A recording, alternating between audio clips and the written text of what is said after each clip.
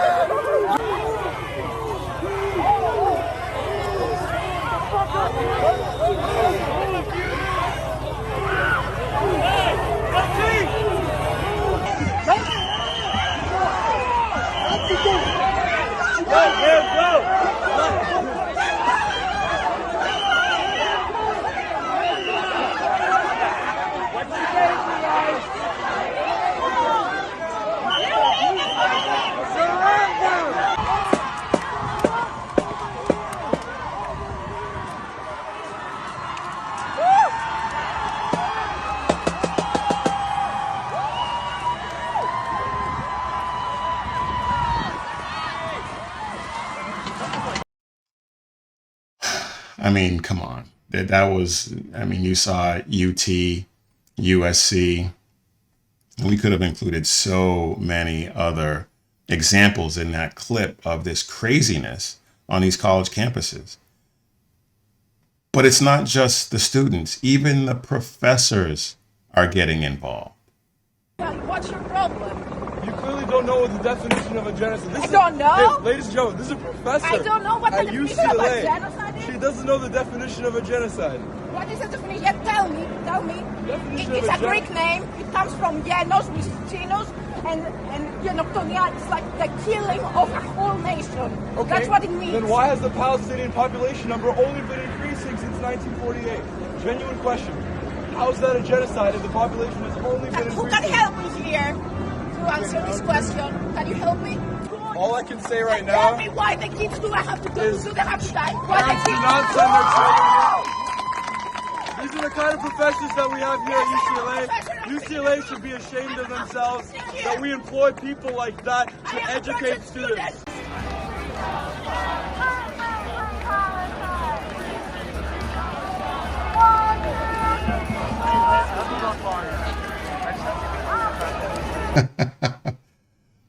That first clip of the professor getting schooled by a student, she had to appeal to the crowd for help to answer a question from a student. And she got completely fed up. That whole clip is about 4 minutes long. She got completely fed up and stormed off. And that second clip is of, I believe, professors at Columbia who were linking arms to block access by the police to the encampment that was set up on a quad. These are pro-terrorist protests, now riots, on once well-respected institutions of higher learning like Columbia, NYU, USC, UT, UCLA, Harvard, Yale, Princeton, and dozens of others at this point, maybe even hundreds now at this point. This is a national embarrassment. This is a national embarrassment. They've gone from encampments, peaceful protests, protected by free speech to spew their nonsense, to taking over buildings, violently taking over buildings And the Palestinians who they're supporting have to be watching these reports and laughing their butts off. They have to be. They have to be. These keffiyeh-wearing wannabe jihadists, along with groups like Gays for Palestine, which is utterly ridiculous, and misguided black folks who they're now resorting to violence to express their support for a regime that attacked Israel on October 7th in an attack that is worse per capita than what happened to us on 9/11. And Israel somehow deserves it in their estimation. But the thing is, given the opportunity, the jihadists that they're supporting would behead them like that, without even thinking about it. They would behead every single one of these fools. But Israel, who retaliated in defense of their homeland, they're the ones that are committing genocide, according to them. Just madness. When we were attacked at Pearl Harbor, just over 2,000 men were killed. I believe the number is somewhere around 2,200, something like that. We went on to kill 3.5 million Japanese people. 2,977 were killed on 9/11. And we went on to kill 400,000 people in Iraq and Afghanistan. There were no calls for us. We were not accused of genocide in either instance. The head of urban warfare at urban warfare studies at West Point has data that suggests that Israel's combatant to civilian death ratio in Gaza since the war began is historically low for modern urban warfare. This is the guy who's been studying this for 10 years, 10 or more years, has served in Iraq and Afghanistan. He would know, and he has the data to back it up. I mean, Israel drops leaflets in places where they're going to strike. They send text messages to people in the areas where they're going to strike. They do everything they can to make sure that the civilians get evacuated. But Hamas, that gives them a tactical advantage, and they put their weapons batteries and their headquarters and things like that. They put them in hospitals, in schools, in apartment complexes. And so Israel is just supposed to say, okay, well, you got us. No. War is terrible. And Hamas brought it on themselves. And nobody wants to see civilians get hurt. But it happens. In war, it happens. It's unfortunate. It's terrible. It's a tragedy.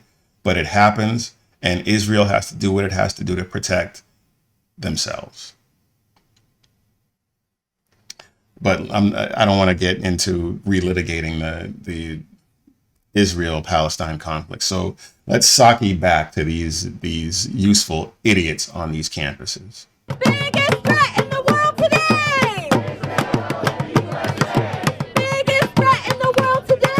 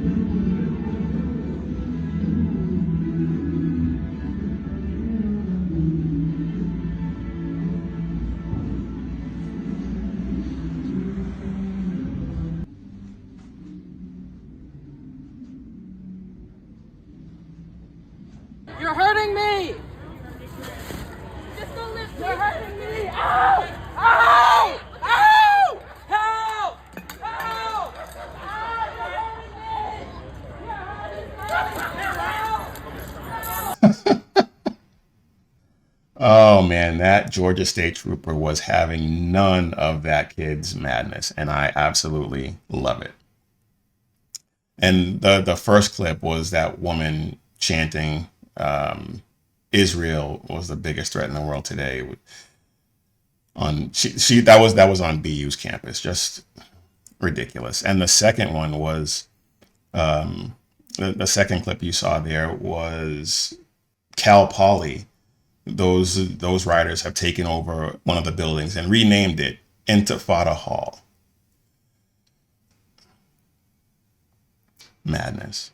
Anyway, these are naive Gen Zers who have been completely indoctrinated in lies and anti-Semitic propaganda their entire lives, all their lives. And so, of course, they're going to believe everything that the MSDNCs and the CNNs and the New York Slimes and the Washington Compost and all the left-wing outlets, they're going to believe all of their lies, all of it.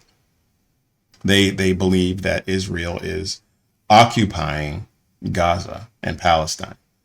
And you saw in that clip of the hall that was taken over at Cal Poly, graffiti all over the walls, free Palestine, free Gaza, and the occupation, just utter nonsense. But they believe this so wholeheartedly and hate their own country so much that at Harvard, they have replaced the American flag with the Palestinian flag.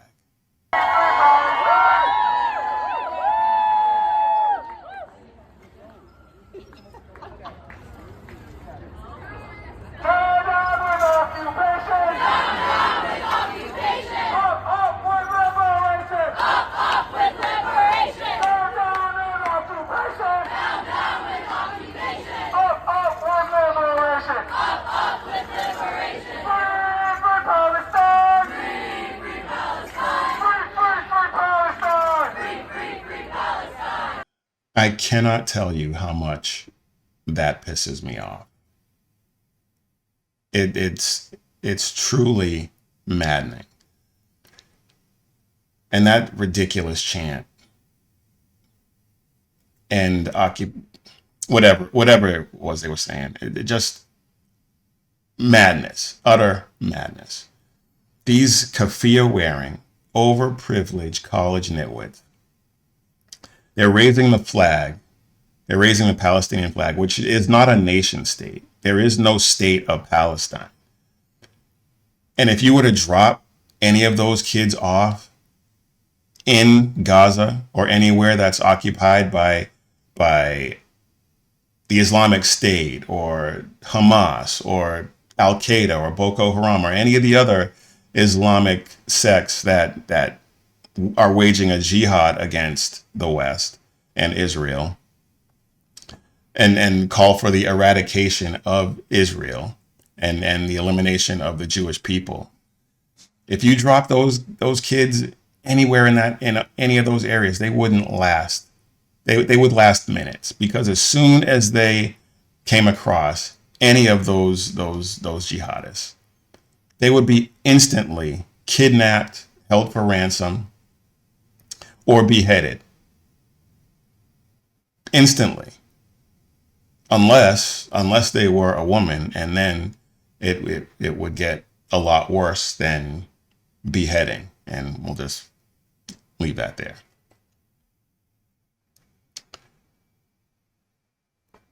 And they don't let the truth get in the way of a good riot, because Israel has been the Jewish people's homeland for thousands of years. And the population of the Palestinian people in Gaza and the West Bank has been exploding since this, like I said, this alleged occupation started. It makes absolutely no sense to anyone who has the slightest knowledge of the conflict and the situation in that area.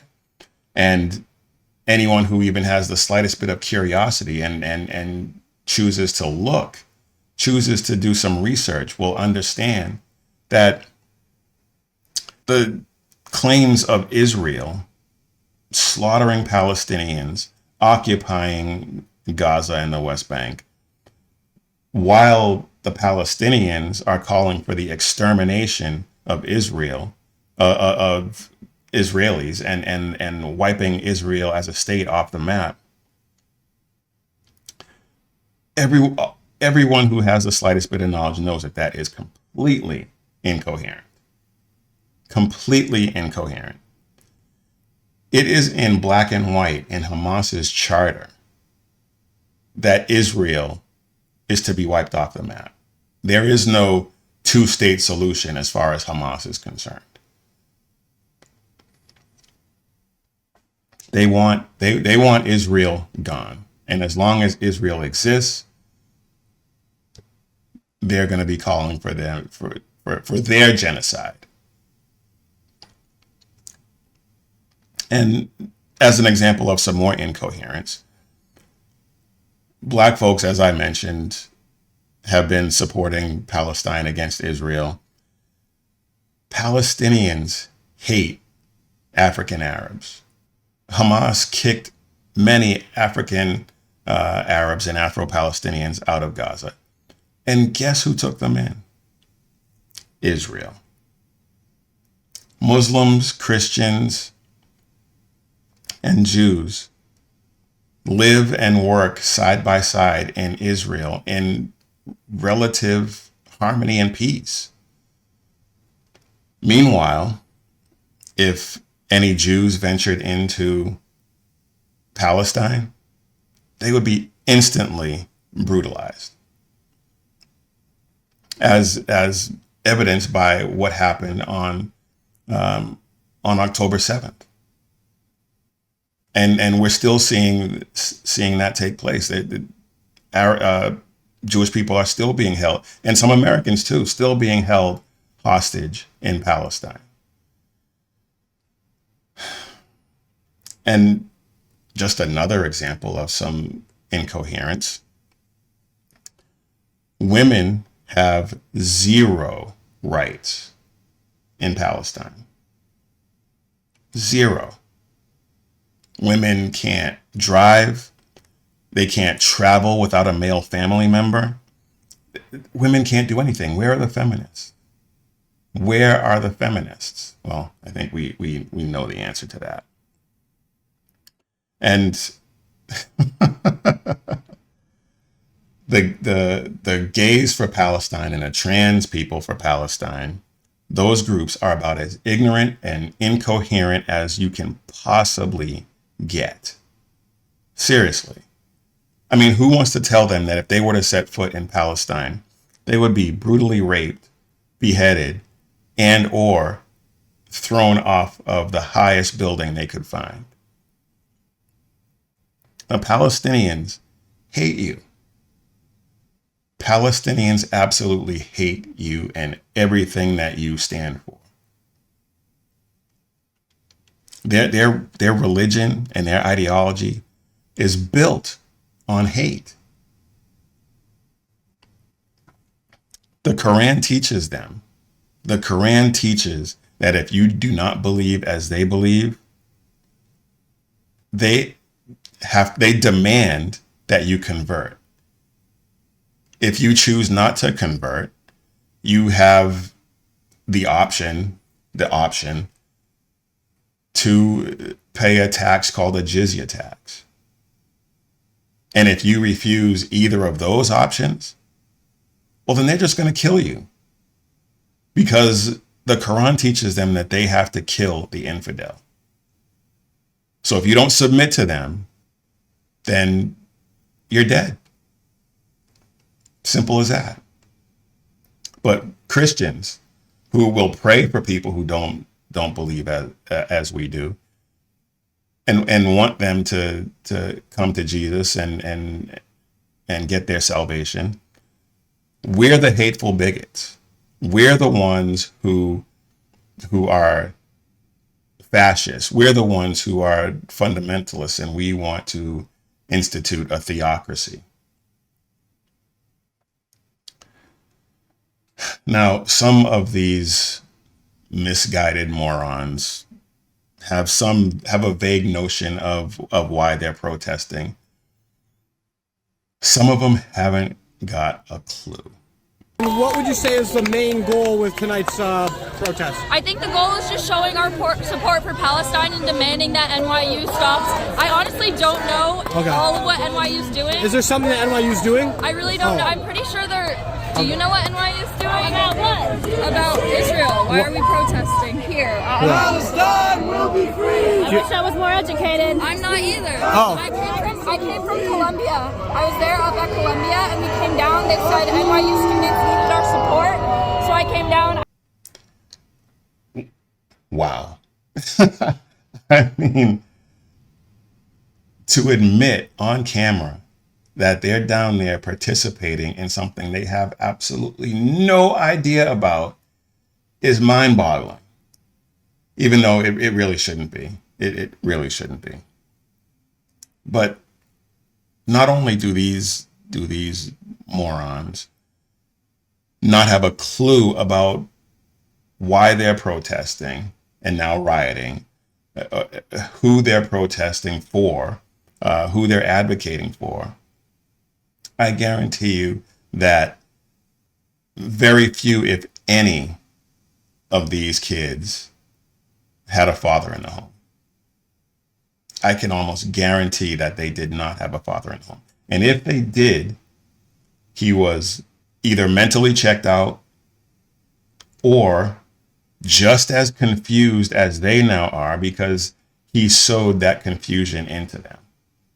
So this is my message to men, and this is how we relate this to our mission here at Mission Ready Men. Men, you need to take care of your families. You need to raise your children in the fear and admonition of the Lord, and you need to get your kids out of these government indoctrination facilities. Get them out. Because here's the thing. They spend 8 hours a day, 5 days a week, 9 months a year, for 12 years in the care and the presence of these people, these leftists who hate everything that you stand for. And what we're seeing on these campuses is a result of these fatherless kids being molded and shaped by a system that hates them and hates you. So, as I have often said, it is long past time, way past time, to step up and stand in the gap so that we can put an end to this madness. And if we step up and stand up with the help of Almighty God, we can turn this nonsense around. So let's get after it. Anyway, folks, that's all I got for you today. I will try to do better the next time. But let me know what you think. Don't forget to like, subscribe, leave a comment, and let us know what you think. And let me know if you disagree with anything that I've said. And you can also hit us up on Facebook at facebook.com/groups/Mission Ready Men, or you can just go to 7 Armors on Facebook, and you can get to Mission Ready Men from the 7 Armors page. But until next time, folks, I'll talk to you then.